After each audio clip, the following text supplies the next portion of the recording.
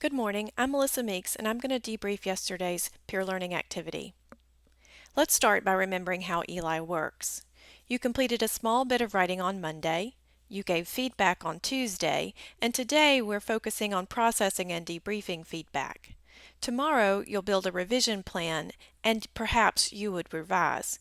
In a course, we could repeat these steps building from where we ended or starting a new project. I want to put the emphasis on processing and debriefing feedback because, as Dylan William explains in his article, The Secret of Effective Feedback from ASCD, the only important thing about feedback is what students do with it. In debriefing, our goal is to inspire revision, to help writers see their drafts differently because of the criteria of the assignment and what they can see in others' drafts. The writing task was simply to compose a syllabus blurb or talking points, and it had no criteria about length or other content because participants in this course are diverse.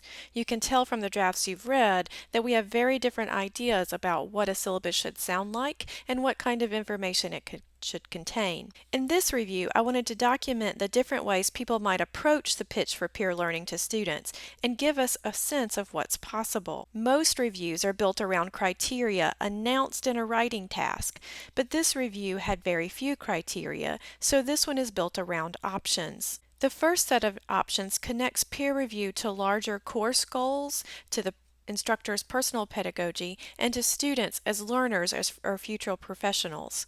The second set covers the pedagogical principles in the readings. Because we're interested in peer learning pedagogy, we wanted to see which of these ideas bubbled up in the ways you're describing peer learning to your students. The third set acknowledges that students bring to peer learning quite a bit of emotional baggage. Getting them to a more positive place with higher expectations of peer learning takes intentional conversation. This checklist is just a way of marking that need as part of the work of building a culture of feedback in your classroom.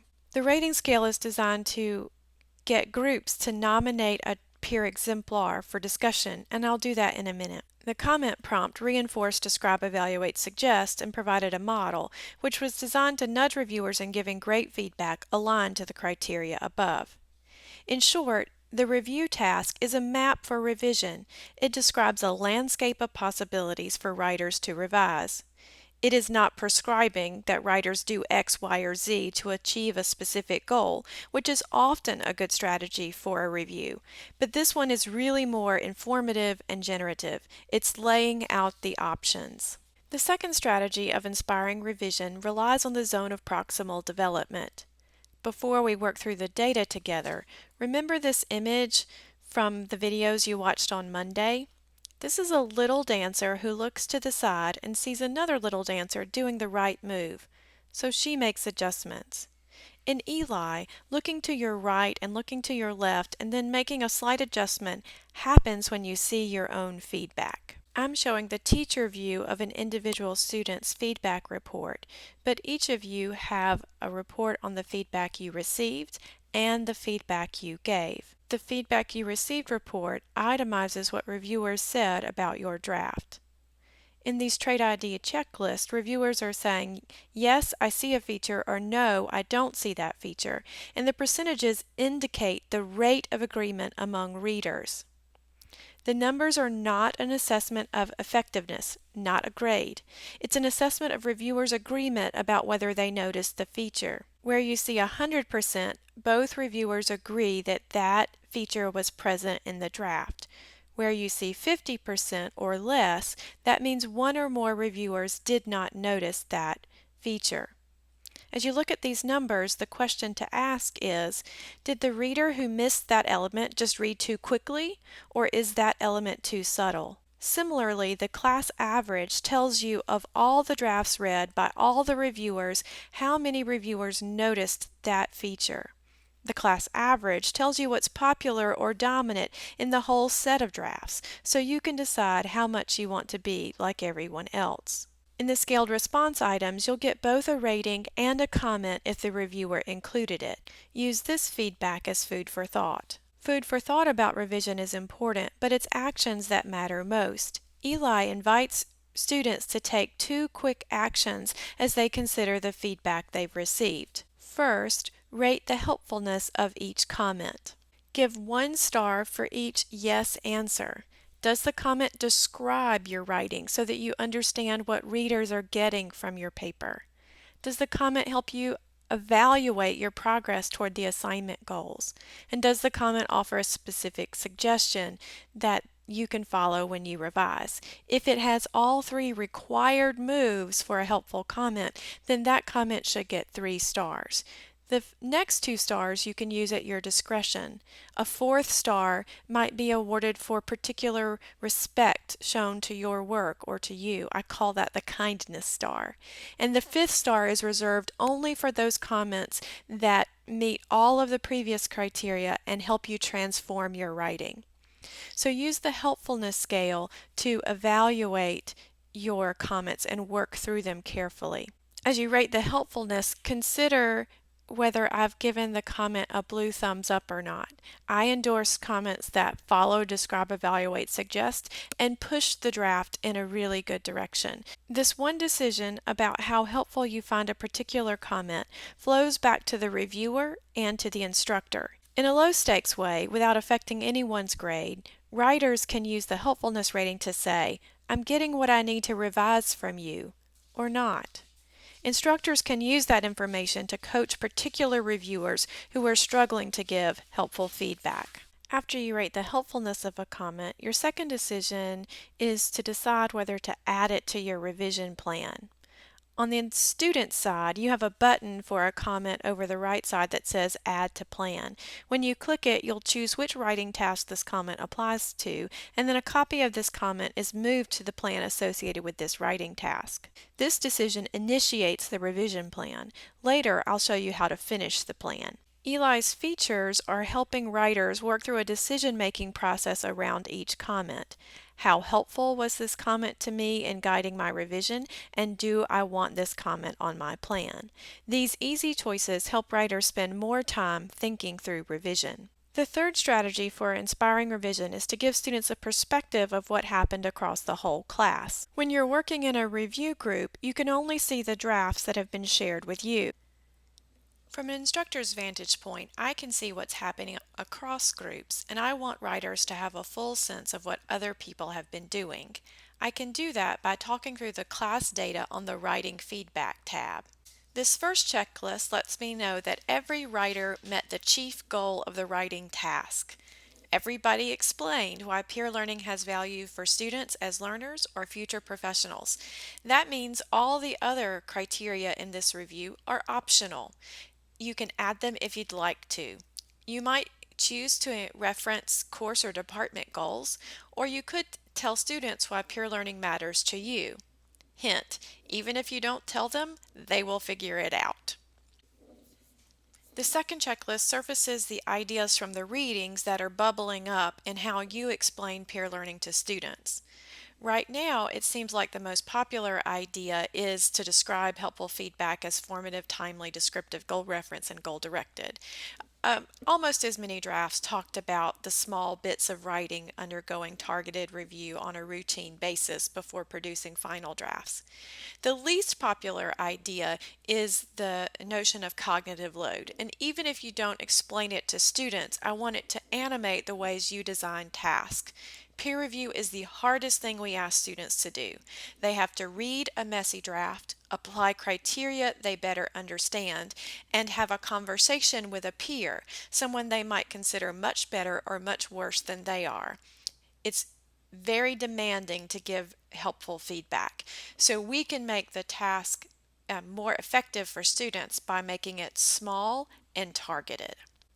This last checklist acknowledges that students bring to peer review a lot of emotional baggage, and you might not want to write about it on the first day of peer review, but you're going to have to confront it over time to help students develop higher expectations of what peer review can be. So you can come back and revisit this list as it goes on. It's clear that the dominant negativity expected in the drafts right now is that students feel incapable of giving helpful feedback. So I'm glad you're already thinking about ways to help them understand how the scaffold of peer review in Eli might allay their fears. In the star rating question, I ask you to nominate drafts for discussion. This kind of question works well when there's not a skew in the way reviewers are responding. So you want to see a class average close to 3, and we're pretty close. The app is bubbling up the 3 drafts with the highest rating so far, and so I'm going to show 2 of those and then share a draft from a previous workshop. Now's a good time to pause the video and read the draft.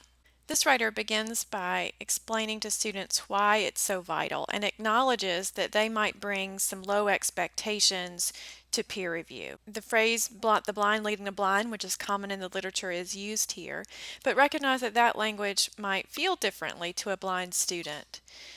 What we really mean is that students feel like they lack expertise, and their lack of expertise invalidates their feedback in some way. So the obligation then is to help students understand how they are going to be guided in giving criteria-based feedback. The 3 bullet points provide the why answer that was signaled in the topic sentence. First, it's grounded in the notion of audience, and then the act of giving feedback as one that helps readers notice what works about drafts so they can apply it in their own writing. And the third is just a reminder to open yourself up to different peer feedback. The last paragraph makes a distinction between global level feedback, or what we think of as substantive revision, which involves things beyond sentences, and then local level commentary for that sentence level stuff that is editing. So when you look back at this draft, notice the 3 major parts. First, an acknowledgement of low expectations, then some reasons why peer review works, and finally some clarification about what kinds of feedback are most helpful, global versus local. This blurb also opens with an acknowledgement of the negative experiences students bring to peer review, and the writer offers a moment of empathy with students. It presents Eli as a solution to those challenges by describing the small bits of writing and targeted feedback. The second draft also begins by acknowledging the low expectations students bring to peer learning, but it concludes with a moment of empathy where the instructor expresses that they understand these questions, frustrations, and conclusions. It presents Eli Review as a solution to those and explains how the bite-sized pieces of writing with routine feedback is going to lead to improvement. The last move is to say that Eli Review is also challenging the role of instructor feedback in the writing process, and it embraces that as a challenge. I think that is another good message for students. And the last little bit encourages students to recognize that the kinds of writing practices invited by the app are tied to composition scholarship. Always a nice move to remind students. This draft is nice and tight, and it puts students' focus on giver's gain first and foremost. This is a term developed by Bill Hart Davidson, and it reflects the research that we have done in the app, but also the research from other peer learning teams as well. And it's that students really benefit from the labor of giving feedback. What they can read, they can imitate; what they can detect, they can correct; what they can explain, they tend to retain; and then what they suggest, they too can try. So we really encourage you to look at the research from other teams on Giver's Gain and talk to your students about why taking the time to write an elaborated comment that describes, evaluates, suggests is the best way for them to benefit from peer learning. Let me pull together all the different ways you can be inspired to revise your draft. In the checklists, consider what was popular and what you were missing. In the ratings, consider how evaluation helps you set goals. In the comments, rate the helpfulness of the comments you've received and add the best ones to your revision plan. Let me show you how to do the revision plan once you've added all the feedback from a review task. Use Home to navigate to your dashboard, and then click into the revision report. Your revision plan will have a set of instructions above, and it will also give you a link to a video that explains the technical steps for how to build a revision plan.